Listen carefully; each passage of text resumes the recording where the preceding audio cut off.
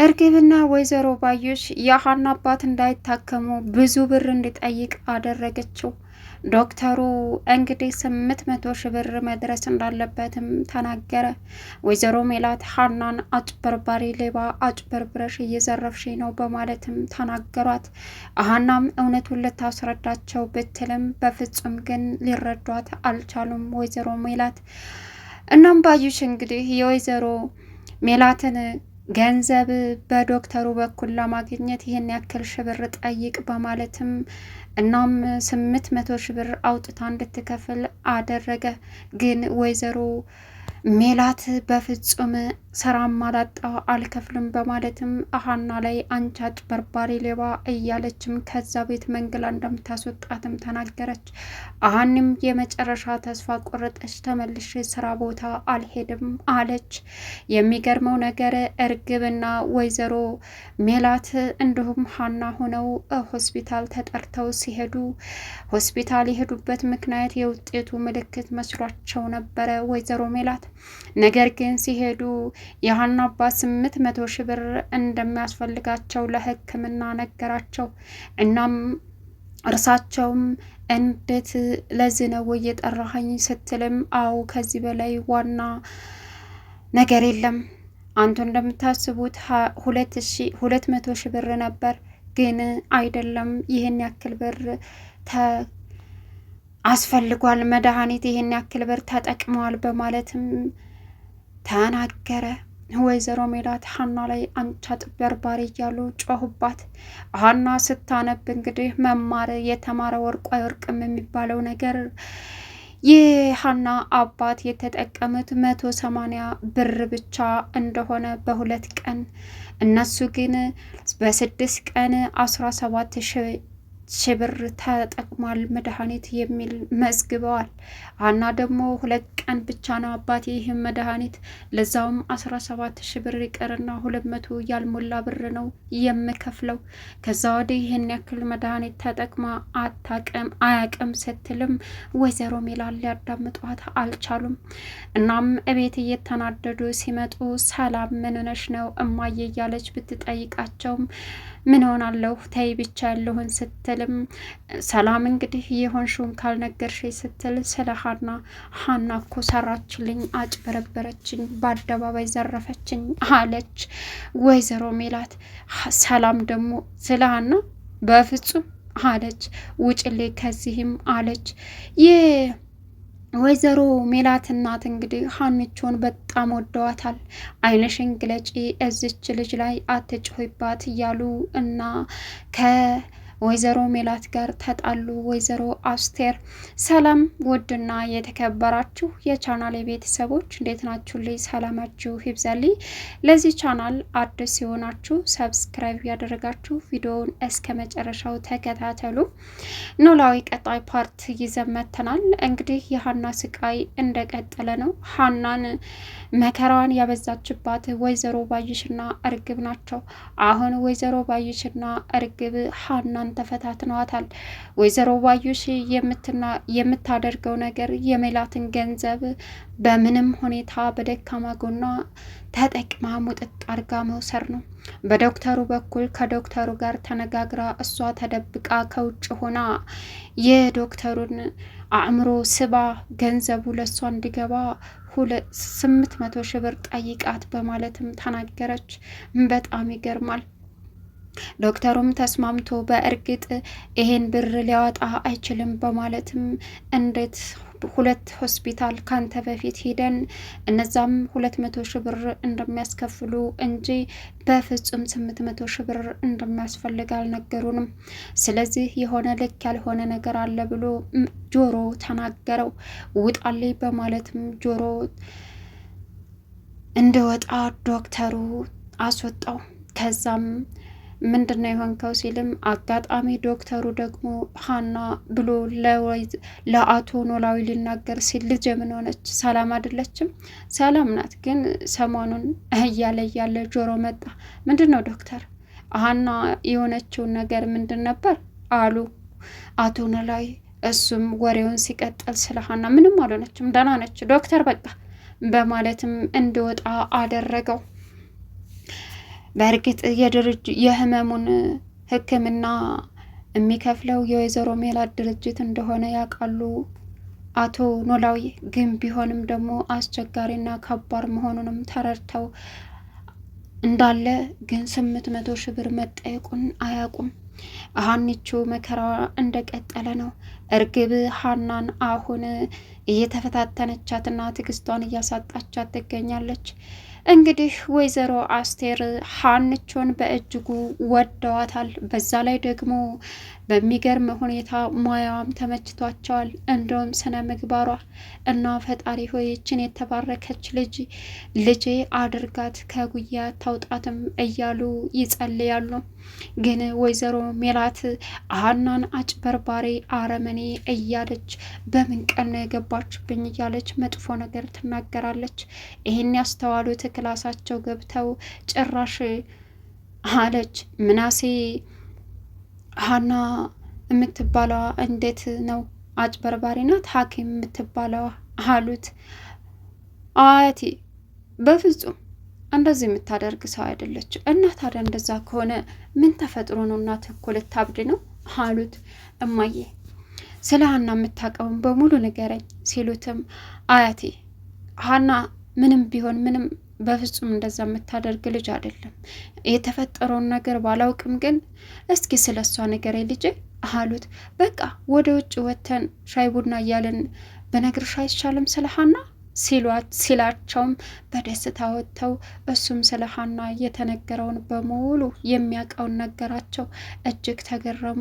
ከዛም መጥተው ወይዘሮ ሜላት አልጋዋ ላይ ቁጭ ብለው እንዳለ ገቡ። አልተኛሽም እንዴ አሏት። አልተኛውም። እንዴት አንቺን ጥዬ እተኛለሁ እማዬ አለች። እሺ ይህ ቤት ግን ምንድን ነው ተርመስምሶ የወጣው ሰላም የጠፋው አሏት። ይህች ሀና ናታ ማለት መስፍንም መጣ። ምንም ሰላም የለም። ትዳር ቀላል አይደለም። በየሜዳው እንደሚፈታው ባላት አድርጌ። ስለዚህ መስፍንም የዛሬን አያርገውና መልካም ባል ነው። ልጆቹም ቢሆን ለአንቺ ሞራን ብለው ነው እንጂ ከአባታቸው ጋር መኖር ፈልገው ሳይፈልጉ ቀርተው እንዳይመስልሽ። ስለዚህ አስቢበት አሏት። ምን ነው እንደው ስለሱ እንዳታዋሪ አለች። ዘወር አለና ደግሞ ይህችስ ልጅ ምን አርግ ነው የምታያት? ይቷ ይች ሀና ናታ። ከዛም ስለ እሷ አታንሽብኝ እናቴ፣ ሌባ አጭበርባሪ፣ ገና አሁን ውጤቱ ይምጣና መንቅሬ አስወጥቼ እማደርጋትን እኔ ያውቃለሁ አለች ወይዘሮ ሜላት። ከዛም እዩልሽ ሀናን ከዚህ ቤት ካስወጣሻት እኔም ድጋሜ ላልመለስ ከዚህ ቤት ውልቅ እላለሁኝ አሏት። ከዛም ምን አለች? አዎ ቆይ ደግሞ የሰላምና የምናሴ ይገርመኝ። አንቺም ምን አቅምሳችሁ ነው? ምንድን ነው ያደረገቻችሁ አለች። ምንም አላደረገችም። የእሷ ባብነት ለምንድን ነው ያልታያችሁ አለች። ምናልባት ባብ ስላልሆነች ይሆናል። ዓይንሽን ግለጭ። የእሷ መልካምነት ለምንድን ነው ያልታየሽ? በጣም ጥሩ ልጅና አንደበተ ብርቱ ናት። እዋክሽን የሚጸጽትሽን ነገር አታድርጊ አሉ።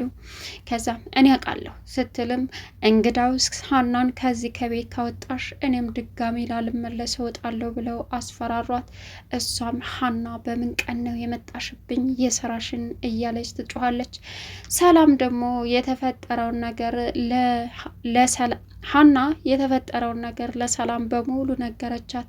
ሰላምም እኔ ይሄን አላምንም፣ እንዴት እየቀለድሽ ነው ወይ ስትል ማርያምን ሰላምዬ እኔ የተፈጠረው ምን እንደሆነ የማውቀው ነገር የለም፣ ግን ዶክተሩ የሆነ ነገር ያሰበ ይመስለኛል እንጂ የአባቴ ሕክምና በፍጹም ይሄን አውጥቶ አይደለም። ሲቀጥል ደግሞ ገንዘቡ መድኃኒቱ የተጠቀመው 180 ብር የ2 ቀን ብቻ ነው።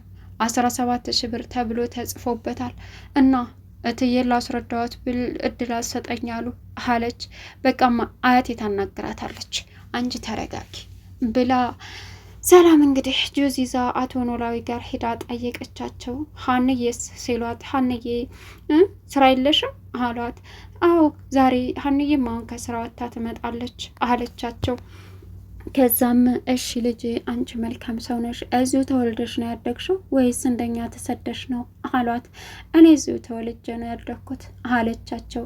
እሺ በማለትም ጆሮም ጋር እንግዲህ ተነጋገረች ሰላም። ጆሮም ሐኪሙ እናትሽን ለመወረሽ ብሎ ያሰበው ነገር እንጂ በፍጹም የእርሳቸው የሕክምና ገንዘብ ክፍያ ይሄን ያክል አውጥቶ አይደለም አላት። እሺ እንደዛ ከሆነ አሁን እማዬ ታንጠለጥለዋለች። እሷን መሞረሽ ምን ማለት እንደሆነ ታሳየዋለች አለች። በቃ ሀኒ ምን መሰለሽ፣ አህያ ሲራገጥ መካከል ያለው ነው የሚወቀጠው የሚረገጠው ይባላል እና ዶክተሩ እና እናትሽ ሲራገጡ መሀል ሀኒ እየተረገጠች ነው አላት። ምን እናቴና አህያ ያልከው ብላ ሙዳዘችበት። ይቅርታ አህያ እያልኩ ሳይሆን ተረቱን እየነገርኩሽ ነው እዋክሽን አላት። እና ቢሆንስ እኔ አንተን እናት አህያ ብላት ደስ ይልሃል አለችው። ምንም በያት ጣጣ የለኝም አለ። አውቄ ነው እባክህ ሙድ እያያዝኩብህ ነው አለችው። በቃ በእኔ ላይ ሙድ ሻሽ አላት። አዎ አለች። እርግብ እንግዲህ ሀኒቾን እያስፈራራች ትገኛለች። እናም የራሷን ስራ ወደ ሀና አጣብቃ ጭራሽ መድኃኒቱን እየሸጥሽ ነው አንቺ ሌባ አጭበርባሪ፣ እና ከዶክተሩ እየወሰርሽ አባትሽ ያልተጠቀመውን መድኃኒት እየሸጥሽ ንብረታችንን ዘርፈሽ ነው በማለትም እሪኦኦ አለች። ወይዘሮ ሜላት ሀና በሌለችበት እርግብ ያወራችውን ተከትለው ሀኒቾ ላይ ሌባ አጭበርባሪ የሚል ስም ሰጧት። እሷም በእጅጉ ልቧ ተሰበረ፣ ከልቧ አለቀሰች። እናም ተስፋ ቆርጣ ከዚህ በኋላ በቃኝ አለች። እዛ ቤት ስራ አልሄድም ስትል ጆሮ እንደምንም ብሎ አጠናክሮ እዛ ቤት መሄድ አለብሽ መስራት አለብሽ በማለትም እንግዲህ ምንም ሳታደርግ ጠንካራ ሆነሽ አባትሽን ሕክምና መጨረሻ አለብሽ ሲላት፣ እሷም እሺ አንተ ብርታቴ ነህ ብላ እዛ ቤት ካልሄድሽ ደግሞ በስራዋ አፍራ ነው ሌብነቷ ብለው አካብደው ይገምቱሻል። ስለዚህ ጠንካራ ሆነሽ ማሸነፍ አለብሽ ብሎ አረጋጋት። እሷም ብርታቴ ነህ በቃ በተስፋ ተሞላሁ በማለትም እዛ ቤት መሄዷን ቀጠለች። ወይዘሮ ሜላት ግን ሀናን ለማባረር ቆርጠው ተነስተዋል። እርግብ ግን አሁንም በጣም ከባድ ነገር እያደረገች ነው። ሌላኛው የወይዘሮ ሜላት እናት እተኛችበት ገብተው አሁንም ስለ ሀና መጥፎ ነገር መናገርሽን ተቆጠቢና ተጠንቀቂ ብለው ነገሯት። እርሷ ግን ያዙ ይልቀቁኝ፣ ይቺ ሀና ምን አስነክታችሁ ነው ስትልም ምንም አላስነካችንም እውነታ ስላላት ነው አሏት። ከዛም እኔ ያውቃለሁ ከዚህ ቤት ስሯን ነቅዬ ነው እምጥላት ስትል እንግዳውስ ሞክርኝ እኔም ከዚህ ቤት ለመጨረሻ ጊዜ ስራ ይነቀላል ብለው ተናደውባት ጥለዋት ሄዱ። እሷም በንዴት ታገኘች እና ስለ ሀና በእርግጥ የሚከራከርላት ብዙ ሰው ነው። ሀና መልካምነቷና የዋህነቷ ለምንድን ነው ያልታየሽ በማለትም ወይዘሮ አስቴር ልጃቸውን ሜላትን ተቆጡ። ሜላት ግን ለችኩልነት የተፈጠረችና የጅብ ችኩል ቀንድ ነክሳል የሚባለውን አይነት ሴት ናት። ምንም ቢሆን ለምን አትጠራጠርም? ግን ብሎ ብሎ እርግብ የተፈጠረውን ነገር እውነታው ይወጣል። ቻናሉን ሰብስክራይብ